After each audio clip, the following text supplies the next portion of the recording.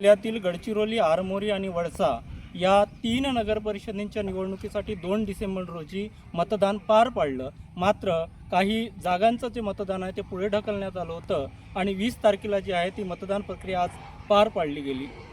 आणि महत्त्वाची गोष्ट अशी की राज्याच्या शेवटच्या टोकावर असलेल्या गडचिरोली जिल्ह्याच्या स्थानिक स्वराज्याच्या स्वराज्य संस्थेच्या राजकारणात फारसर कुणाची दिग्गजांची प्रतिष्ठा पणाला लागली नव्हती, परंतु या निवडणुकीत थेट राज्याचे मुख्यमंत्री देवेंद्र फडणवीस यांची प्रतिष्ठा पणाला लागलेली आहे. याला कारणही असं आहे, कारण ते गडचिरोली जिल्ह्याचे पालकमंत्री आहे आणि ते वारंवार सांगत असतात की गडचिरोली जिल्हा हा राज्याच्या शेवटच्या टोकावर जिल्हा असला तरी तो राज्याचा पहिला जिल्हा म्हणून त्यांचं आम्ही नावलौकिक करून देऊ.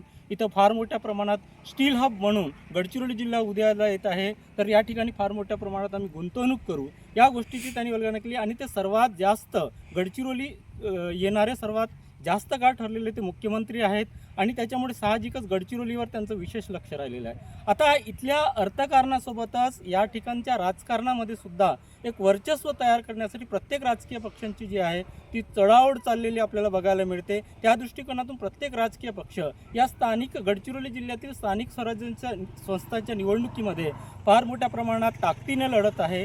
तर आज जिल्हा मुख्यालय असलेल्या गडचिरोली नगर परिषदेच्या निकालाकडे किंवा नगर परिषदेकडे फार मोठ्या प्रमाणात लक्ष लागलेले आहे. लक्षवेधी लढत जी आहे ती या ठिकाणी आपल्याला बघायला मिळत आहे. याला कारण असं आहे, या ठिकाणी भाजप, काँग्रेस आणि राष्ट्रवादी शिवसेना आघाडी ह्या तिरंगी लढतीचं चित्र दिसत असलं तरी राष्ट्रवादी काँग्रेस, तुतारी आणि परिवर्तन पॅनलसुद्धा हे सुद्धा नगराध्यक्षपदी आपलं उमेदवार लढत आहे. तर या ठिकाणी मी तुम्हाला पहिल्यांदा सांगणार की ज्या पद्धतीनं गडचिरोली जिल्ह्यामध्ये ह्या तिन्ही ठिकाणी भाजप, राष्ट्रवादी काँग्रेस, शिवसेना आणि इतर जे राजकीय पक्ष ज्या पद्धतीनं ताकदीनं लढत आहे, त्याच्यामुळे ही जी निवडणूक आहे ती खूप प्रमाणात चुरशीची झालेली आपल्याला पाहायला मिळते. भाजप हा नेहमीच गडचिरोलीच्या नगर परिषदेच्या निवडणुकीमध्ये तेली उमेदवारावर आपला डाव टाकत आलेला आहे. बहुतांश तेली जो मतदार आहे तो भाजपकडे वळलेला असल्याने याही निवडणुकीत ते तेली उमेदवारच निवडणुकीच्या रिंगणात उतरवणार हे स्पष्ट झालं होतं. परंतु यासाठी आमदाराच्या गोटातून रीना चिचगरे यांचं नाव समोर करण्यात आलं होतं, परंतु गडचिरोली जिल्हा प्रभारी म्हणून चिमूरचे आमदार बंटी भांगडे यांची नियुक्ती करण्यात आली आणि त्याच्यानंतर त्यांची नियुक्ती केल्यानंतर इथल्या तिकीट वाटपात त्यांची जी भूमिका आहे ती महत्त्वाची राहणार होती हे स्पष्ट झालं होतं.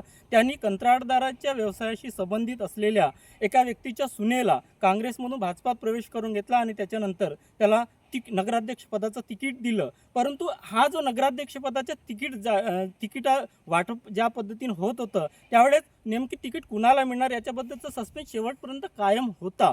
तो याच्यासाठी होता की हे निश्चित नव्हतं. रीना चिचगरे यांचं नावसुद्धा आघाडीवर होतं, त्याचबरोबर प्रणोती निंबोरकर यांचंसुद्धा नाव आघाडीवर होतं. परंतु उमेदवारी अर्ज भरण्याच्या शेवटच्या क्षणापर्यंत नेमका भाजपचा उमेदवार कोण हे स्पष्ट झालं नव्हतं. परंतु काही मिनिटाच्या अगोदर AB फॉर्म जो आहे तो प्रणोती निंबोरकर यांना देण्यात आला आणि या सर्व निर्णय प्रक्रियेवर कुठेतरी बंटी भांगडे यांची छाप असल्याचं दिसून आलं. या निर्णयानं साहजिकच आमदारांच्या गोटात काही प्रमाणात नाराजीचं वातावरण बघायला मिळालं. परंतु भाजपची जी ही निवडणूक आहे ही देवेंद्र फडणवीस यांच्यासाठी सुद्धा प्रतिष्ठेची असल्यानं ते शेवटी उमेदवारी अर्ज झाल्यानंतर ते एक दिलाने रिंगणात उतरले. त्याच्यानंतर महत्त्वाची गोष्ट म्हणजे अशी की काँग्रेसमधून एक गट, मातब्बर नेत्याचा जो एक गट आहे स्थानिक स्तरावर कार्य करणारा, तो फुटला आणि त्यांनी शहर विकास आघाडीची स्थापना केली. नेमकं तुम्हाला आठवत असेल की ज्या पद्धतीनं महायुतीच्या सरकार ज्यावेळी आहे ते स्थापन झालं त्यावेळी धर्मराव बाबा आत्राम जे अहेरीचे आमदार आहे त्यांना मंत्रिपदाची संधी देण्यात आलेली होती.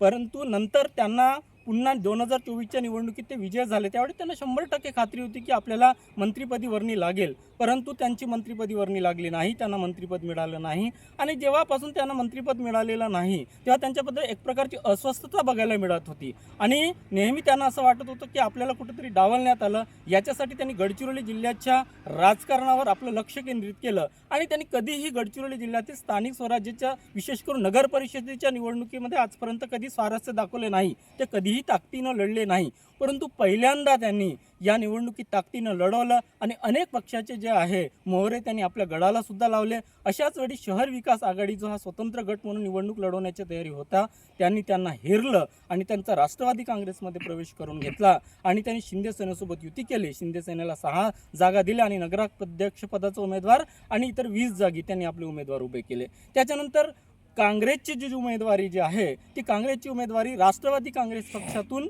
काँग्रेसमध्ये ऐनवेळी आलेला कविता पोरेड्डेवार यांना देण्यात आली. आता त्याच्यामागचं एक गणित होतं, ते असं होतं की गेल्या वेळच्या निवडणुकीमध्ये कविता पोरेड्डेवार यांना दुसऱ्या नंबरची मते मिळाली, परंतु आणि घडीवर त्या उभ्या होत्या. आणि याच वेळी कदाचित आपण जर का काँग्रेसमध्ये गेलं तर कदाचित काँग्रेसचा जो परंपरागत मतदार आणि आपला जो हक्काचा काही मतदार असेल, सावकार गटाची एक विशिष्ट अशी सावकाराची अशी गडचिरोली शहरात एक वेगळी प्रतिमा आहे, त्या आधारावर आपल्याला तिकीट बऱ्यापैकी मते मिळतील, यामागचं त्याचं गणित होतं. परंतु काँग्रेसच्या एक डोकेटुकी ठरली की रिपब्लिकन जो पक्ष आहे, आंबेडकरी विचारांचे जे पक्ष आहे, त्यांनी सर्व आंबेडकरी विचारांच्या पक्षांनी मोड घातली. वंचित बहुजन आघाडी असेल, रिपब्लिकन आघाडी असेल, आझाद समाज पक्ष असतील, यांनी एकत्रित एक परिवर्तन पॅनलची स्थापना केली आणि त्यांनी आपलं वनिता बांबोडे यांना उमेदवार म्हणून उभे केले. त्याच्यामुळे काँग्रेससमोर नक्कीच हे एक प्रकारची डोकेदुखी ठरली होती. तर साहजिकच आता या नगराध्यक्षपदाच्या निवडणुकीमध्ये हे मतदान प्रक्रिया तर पार पाडलीच आहे, त्याच्यामुळे त्याच्या तिरंगी लढतीचं चित्र बघायला मिळालं. या तिरंगी लढतीमध्ये भाजपसमोर राष्ट्रवादी शिंदेसेना आघाडीचं खूप मोठं कडवं आव्हान आपल्याला बघायला मिळालं. आणि त्यामुळे साहजिकच परंतु तरीसुद्धा काँग्रेससुद्धा काही प्रमाणात या ठिकाणी होती, पण काँग्रेससमोर दलित मतदार कुठंतरी काँग्रेसपासून दुरावल्याचं जे चित्र आहे ते या निवडणुकीत बघायला मिळालं. असं असलं तरी तिरंगी लढतीमध्ये नेमके मतदार कुणाच्या पारड्यात आपला कोल टाकतात हे सुद्धा पाहणं अतिशय महत्त्वाचं ठरणार आहे. या निवडणुकीमध्ये सर्वच राजकीय पक्ष, विशेष करून भाजपकडून मुख्यमंत्री देवेंद्र फडणवीस, महसूल मंत्री चंद्रशेखर बावनकुळे यांनी प्रचार सभा घेतला, तर राष्ट्रवादी कडून धर्मराव बाबा आत्राम यांनी एक हाती किल्ला लढवला, तर काँग्रेसकडून विजय वडेट्टीवार यांनी सुद्धा प्रचार सभा घेतला. मुख्यमंत्री देवेंद्र फडणवीस यांनी गडचिरोलीत येऊन सांगितलं की मी गडचिरोलीचा विकासाचा चेहरा मोहरा बदलवतो, तुम्ही फक्त माझ्याकडे लक्ष द्या, देवाभाऊकडे लक्ष द्या आणि देवाभाऊ वर विश्वास टाका आणि भाजपला जिंकून आणा. जर का भाजप जिंकली तर या शहराचा जो आहे चेहरा मोहरा बदलू, अशा प्रकारे मतदारांना साथ दिली. आता त्याला मतदार किती प्रतिसाद देतात हे निवडणुकीच्या निकालानंतर स्पष्ट होणार आहे. त्याच्यानंतर विशेष करून धर्मराव बाबा आत्रामांनी या निवडणुकीमध्ये ज्या पद्धतीने ताकदीनं लढले आणि प्रत्येक वार्डात जाऊन त्यांनी कॉर्नर सभा घेतल्या, ते पायाला भिंगरी लावून या निवडणुकीमध्ये काय म्हणतात त्याला की प्रचार सभा घेतल्या आणि ताकदीनं निवडणूक लढवली. आणि त्या प्रत्येक प्रचार सभेत अशा पद्धतीचं सांगितलं की निवडणुकीच्या तिजोरीची चाबी जी आहे ती अजित पवारांकडे आहे आणि नगर विकास खातं हे एकनाथ शिंदेकडे आहे. त्याच्यामुळे एकनाथ शिंदे ठरवतील तो विकास आणि तिजोरीची चाबी आमच्याकडे असल्यामुळे नगर परिषदेमध्ये आम्हाला सत्ता द्या. इतर कोणी काहीही म्हणत असले तरी तिजोरीची चाबी ही नगर परिषदेच्या तिजोरीची चाबी आहे. विकास कामांना जर गती द्यायची असेल तर तुम्ही आम्हालाच निवडून द्याल, अशा पद्धतीचं मतदारांना आवाहन केलं. तर दुसरीकडे वडेट्टीवार यांनी मात्र सांगितलं की आमच्याकडे जरी सत्ता नसली तरी गेल्या 5 वर्षाच्या गेल्या कार्यकाळात भाजपने या शहराचा विकास न करता या शहराला भकास केलेला आहे. त्याच्यामुळे तुम्ही या निवडणुकीमध्ये आम्हाला मतदान करा. जर नियत साफ असेल तर असलेल्या निधीतही शहराचा जो आहे विकास तो आपण चांगल्या पद्धतीनं करू शकतो, असं मतदारांना साथ घातली. याचबरोबर त्यांनी एक मुद्दासुद्धा मांडला की या निवडणुकीमध्ये खूप मोठ्या प्रमाणात पैशाची अतिवृष्टी होणार आहे. त्यावेळी असं वाटलं की हा कदाचित त्यांच्या भाषणाचा मुद्दा असेल, परंतु प्रत्यक्ष मतदानाच्या वेळेस मात्र या पद्धतीनं लक्ष्मी दर्शन बघायला मिळाले या निवडणुकीत. ते खरंच मतदारसुद्धा अनेक सामाजिक कार्यकर्त्यांनी यावर चिंता व्यक्त केली, परंतु यावेळी खूप मोठ्या प्रमाणात काय म्हणतात त्याला लक्ष्मी दर्शन झालं आणि मतदारसुद्धा त्याच्यात नावून निघाल्याचं आपल्याला बघायला मिळालं. तर आता महत्त्वाची गोष्ट म्हणजे की या निवडणुकींचा उद्या जो आहे 21 डिसेंबर रोजी या निवडणुकींचा जो निकाल लागणार आहे हा खऱ्या अर्थानं अनेक गोष्टी प्रवृत्त करणार आहे. याच्यात देवेंद्र फडणवीस यांची खुद्द प्रतिष्ठा पणाला लागलेली आहे.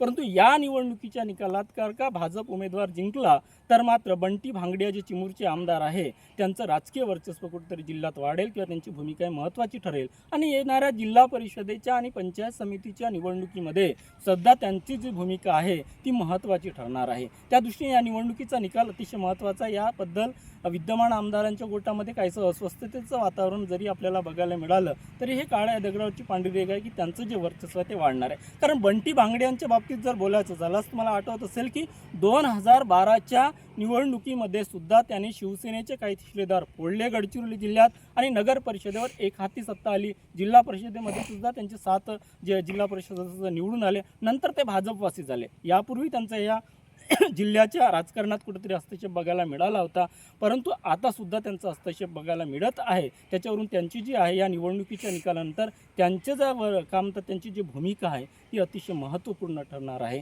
तर दुसरीकडे राष्ट्रवादी काँग्रेस आणि शिंदे गटाने ज्या पद्धतीने भाजपासमोर कडवं आव्हान उभं केलं, त्यानुसार जर राष्ट्रवादी काँग्रेसची जर का ही जागा जिंकली, राष्ट्रवादी काँग्रेसचा उमेदवार जर का नगराध्यक्षपदाचा उमेदवार का जिंकला, तर मात्र धर्माराव बाबांचं जे राजकीय वजन आहे ते खूप मोठ्या प्रमाणात वाढणार आहे आणि त्यांना जे मंत्रिपदाची जी आस लागलेली आहे त्याच्यावर त्यांचा दावासुद्धा राहणार आहे. तर यासाठी महायुतीच्या या दोन पक्षामध्ये आपल्याला कडवी झुंज बघायला मिळाली. तर तिसरीकडे काँग्रेससुद्धा मैदानात आहे. शेवटी आता शहरातील मतदार काय ठरवतो, नेमका मागच्या वेळेस ज्या पद्धतीनं कविता पोरेड्डीवार यांना दुसऱ्या क्रमांकाची मते मिळाली होती, त्याच मते ती त्यांची कायम राहून कदाचित काँग्रेसच्या परंपरागत मतदार त्यांच्याशी प्लस होतात का, हे पाहणं हे तर निवडणुकीच्या निकालानंतरच स्पष्ट होणार आहे. तर सांगण्याचं तात्पर्य एवढं की गडचिरोली जिल्ह्याच्या स्थानिक स्वराज्य संस्थेची निवडणूक एकीकडे सर्व राज्याचं लक्ष लागलेलं असं आपण म्हणू शकतो, कारण यासाठी की याच्यात खुद्द राज्याचे मुख्यमंत्री देवेंद्र फडणवीस यांची प्रतिष्ठा पणाला लागलेली आहे. आता उद्या जो निकाल जाहीर होणार आहे त्यानंतर खऱ्या अर्थानं मतदारांनी आपला कल कुणाच्या पडद्यात टाकलेला हे स्पष्ट होणार आहे. तुर्तास मी इतकंच सांगतो.